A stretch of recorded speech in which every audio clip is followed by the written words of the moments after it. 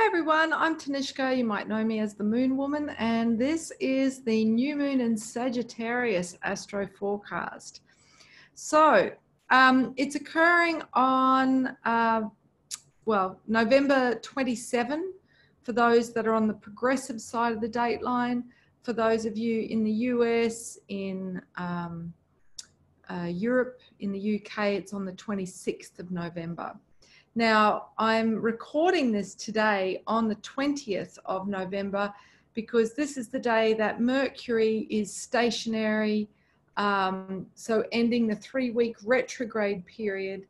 And of course, when a planet is stationary, that's when their energy is really amplified. So today is a very potent window for communication between the quantum field of infinite divine intelligence and our own rational mind. So a great day for channeled writing, for meditation. This is actually being amplified by the fact that we have Jupiter. So the ruling planet of Sagittarius, the sign that the new moon's going to be in on the 26th, 27th, is currently at 27 degrees Sagittarius, which is the central point of our galaxy, referred to as the galactic center. So this is kind of, the absolute center of our universe, right?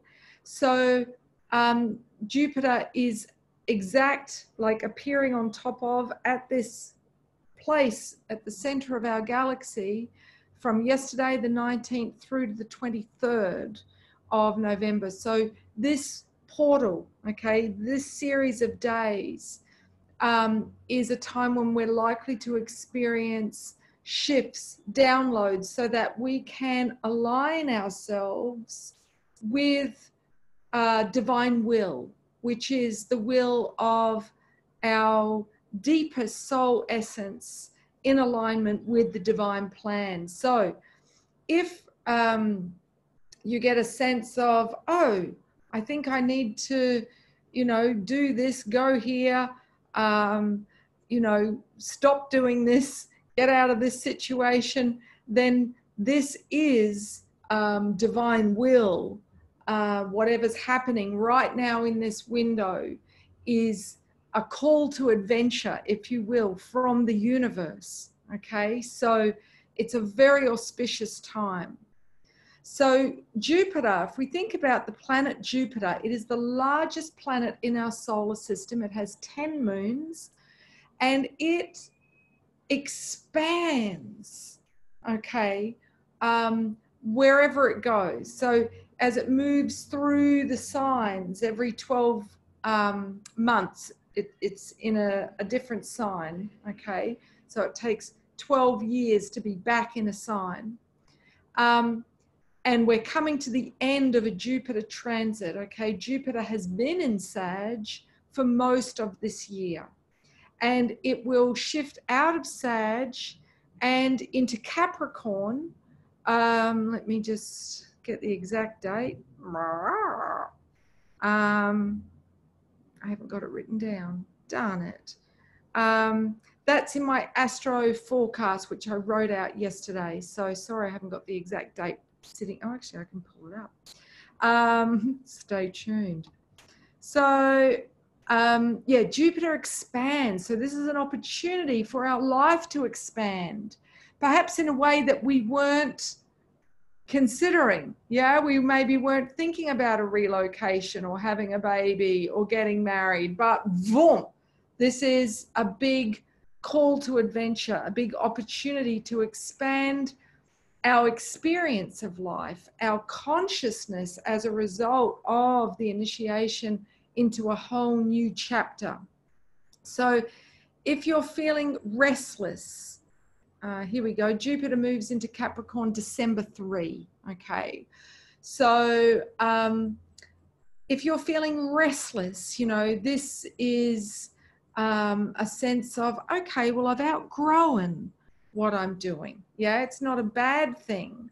It just means that chapter has served you. You've gotten everything that you could from that situation, whether it's, you know, a location or a relationship or a job, that if you're feeling restless, you know, it's a sign that, okay, there's other pastures to explore. And Sag, which Jupiter rules, is a fire sign. So we can literally get itchy feet, yeah, and be like, oh, I want to take off. I want to travel. I want to explore foreign lands or foreign concepts. You know, this is also the sign of higher learning. So we're wanting to expand our worldview through new perspectives, new perceptions. So if we're not growing internally and externally, what can happen? We go into shadow Sagittarius, regardless of what our star sign is when we were born. You know, when the planets move through these signs, we all get initiated into the lesson of these signs.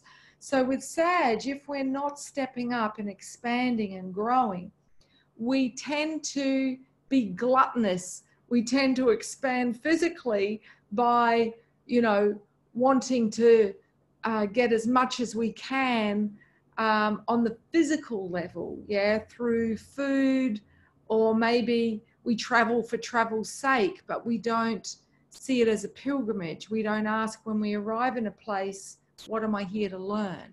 Yeah, it's just, right, there's the Eiffel Tower, there's the Leaning Tower of Pisa. Yeah, we're a gluttony for experience, you know, or for those who do plant medicine or ecstatic dance, just chasing the high, chasing the experience of what they're going to see, like they're on a theme park ride. You know, that is not a spiritual practice. That's being gluttonous. So that's shadow Sagittarius, when we're, you know, like the eternal seeker, okay, because we don't stop and go, what have I learned? And that's, you know, how Sag is the spiritual teacher, that after, you know, the sun moves through Scorpio, and as I film this, we're still in Scorpio. The sun is still in Scorpio until November 23. That's when it moves into Sagittarius. But Scorpio initiates us with intensity, okay, with crisis, of course, meaning danger and opportunity, okay, the crossroads. And we're likely to see skulls everywhere when the sun's moving through Scorpio, because it's the sign of death. It's like what needs to die, i.e., how does your ego need to die? What false beliefs and illusions are running you? So, you know, during these last few days of sun in Scorpio, if you're finding the intensity of life overwhelming, if you're finding that you're very judgmental of other people's shadow, then this is calling you to have a confrontation with your own shadow and have an ego death. And ways to do that is breath work, or through any shamanic practice such as chanting, dance, that is going to take you out of your 10% rational mind. Active meditations are good as well, you know, shaking all over to rhythmic music. There are active meditations on my chakra workout album, which you can download on my website, themoonwoman.com. But yeah, things that get us out of our head, basically, so that we are penetrated by the truth, okay? The truth that we didn't see, that we were in denial about. And I speak about my own personal journey with that in the Astro Oracle, which will be out tomorrow. So if you're not already a subscriber, it's free to subscribe on my website, themoonwoman.com. So Sag helps us to make sense of the intense initiation that we've experienced in the last few weeks. All right. So this is a time of us having aha moments, which the more we journal, okay, the more we seek to understand, then we will activate that inner spiritual teacher. So, you know, particularly in this window, while Jupiter is conjunct the galactic center, if you're not already journaling, this is a great day to do the morning pages, to have that conversation with yourself every day. Yes, I'm quoting Julia Cameron from her book, The Artist's Way. You know, have that conversation with yourself if you can every morning, but especially this window, to really get to what is true for you. Okay, you might like to put that at the top of the page. What is true for me? Because Sagittarius asks us to be guided by that be our compass, our, you know, the needle on the compass, what feels true for me. Yeah, so that, you know, truth is our guide and we're moving in the path of following our truth, which no one else may understand. And if you're around people that don't get you, don't understand what is true for you, it may well be a sign that you need to relocate. Yeah, Sag is the sign of relocation and of travel. And I got that message this last few days myself. It's like, okay, too much spiritual tourism. People aren't interested in really looking at the shadow here. I'm speaking into the void, right? Time to go, pack up, move somewhere else. So it can be a very sudden change that happens at the moment because we have Jupiter forming a trine, a 60-degree angle to Uranus. Uranus sounds like Uranus, but isn't, as in Uranus. Sorry, just immature, still at 49. Anyway, so Uranus is about sudden change. Uranus is about reform. Uranus is about breaking free. So if we think about Freddie Mercury, I want to break free, you're likely to be really rebelling against your responsibilities at the moment, wanting to really do what it is you want to do. If you're not getting up and doing that every day, yeah, there'll be a sense of really pushing back, fuck this, you know, and just, it's a call, it's a wake up to say, right, if I am to be in alignment with my soul truth, I need to acknowledge where I'm not happy so that I can rebel in a creative way. Yeah, I can create the life that I want. Yeah, as if we had, you know, a paintbrush.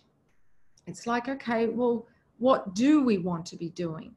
Because this, you know, sun through Scorpio at the moment is a real, you know, sting in a sense to say, okay, where are you not walking your talk? Where are you not living the life that you really came here to live as a soul? And if we don't make the changes now, okay, there may have been some painful catalysts in the last few weeks to say, right, you need to make change. And if we're not doing that, as we head towards the Saturn-Pluto conjunction, the big astrological event of 2020, which happens for the first time on January 12, but we're already in it, we're heading towards it. It's a call to restructure our lives, to look at where we're feeling disempowered, okay, where we're feeling restricted in terms of our sphere of influence, our ability to live a meaningful life, to make a difference. And, you know, I spoke about me needing to leave Facebook because it's such an unethical company, and re-establish a new platform that's in alignment with my values. So for those of you who know me from Facebook, please subscribe free on themoonwoman.com so that you come with as I exit Facebook in the coming weeks and months. So we have Uranus also forming a quincunx angle to both the sun and moon, which are always conjunct, appearing on top of each other from our vantage point on Earth at new moon. So again, this is about sudden, unexpected change, challenging us to do our life differently, all right? And to really come to the realization of how we are our own worst enemy. Where are we sabotaging ourselves so that we can see how we're getting in our own way and how we need to create a new playing field. Now, this is likely to come to a head for a lot of people on the 24th of November. So 3 days before the new moon, when, you know, the moon's energy is waning, and so our energy is waning, and we're likely to be more reactive, more likely to come from wound as the moon wanes. We have Mars forming an exact opposition to Uranus. So this is when we're likely to get really frustrated and hot under the collar with what it is that we're currently doing that is not what we want to be doing, especially in the future moving forwards. So we're likely, especially with Uranus in Taurus, so this is, you know, around our finances, our resources, our deepest values, our body, the earth, you know, something is likely to shake us out of our comfort zone, out of our complacency. And that could be a wonderful opportunity, but perhaps disguised as a crisis. Okay? So just remember that there is always a blessing in every crisis and a curse in every blessing. Yeah, everything has equal light and dark. Okay? So the opportunity as we're, you know, coming into the energies of Sagittarius is to go, how is this an opportunity for adventure? How is this an opportunity for me to expand my awareness, my consciousness, so that we become the happy-go-lucky traveler in life, somebody who maintains objectivity, curiosity, innocence. So instead of reacting to other people's fear reactions, seeks to understand, to find deeper meaning. Why are you having that reaction? Yeah. What in me is attracting this situation? Wow, that's an opportunity to go in and understand and heal something in me. I'll share a bit of what I've journeyed recently with that. I have observed a pattern in my life of extreme struggle. So generating a lot of money, okay, on average 200 grand a year, and all of it going on expenses, everything from online software plugins and wages, and I mean, God, you know, web hosting, it just goes on. So it's like, okay, well, this is ridiculous. Okay, where am I shooting myself in the foot? Where am I in a pattern of self-sabotage? In relationship, you know, falling deeply in love only to find that the other person has a pattern of going into moods and withdrawing love and emotionally punishing the other by not being affectionate, by being cold and distant rather than warm. So again, there's a pattern of punishment, right? And I have a lot of mother guilt that I'm working through. You know, I don't have contact with my daughter. I don't even know her whereabouts. And this is because I'm being punished by my ex-husband, you know. And so there's this theme of punishment in my life. And it's like, okay, well, first of all, my victim kind of went, it's not fair. I've had enough of life. I'm tired of all the struggle. And then it was like, oh, hang on a minute. Punishment is the theme here. What am I holding in my field that's attracting this?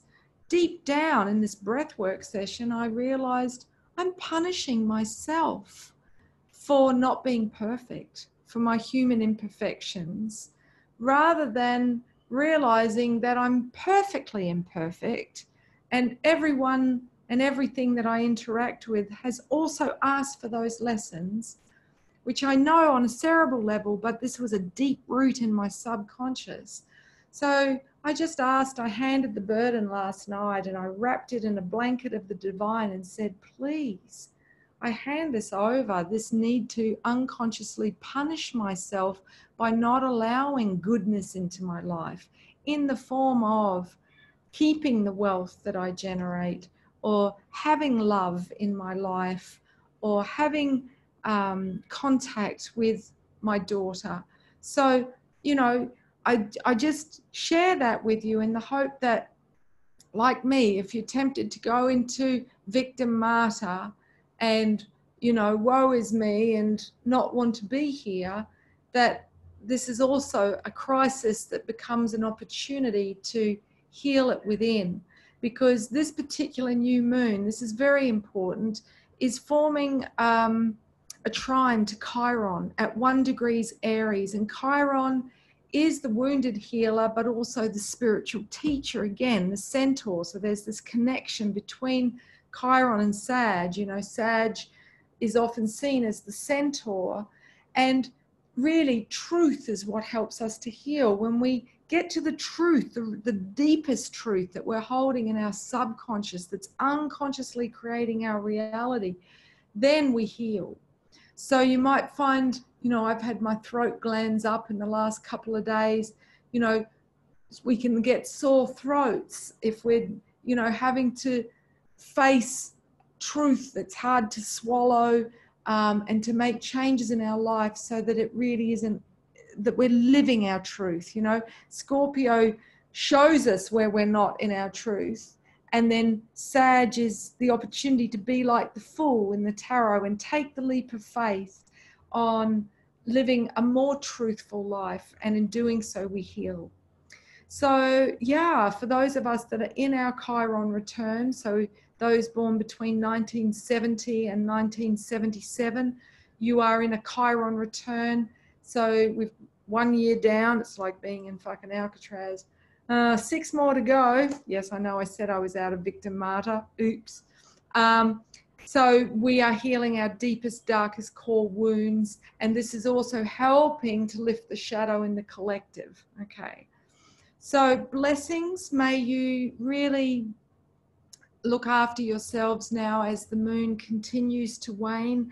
Know that this is when the wounds come up, the shadow comes up, and this is an opportunity to heal. And through healing, we will expand the opportunities for us in 2020. All right, blessings on your day. If you feel to share this, you have my blessing. And if you'd like to subscribe free to get my Astro Oracle, just go to themoonwoman.com. It'll be out tomorrow. All right, ciao for now.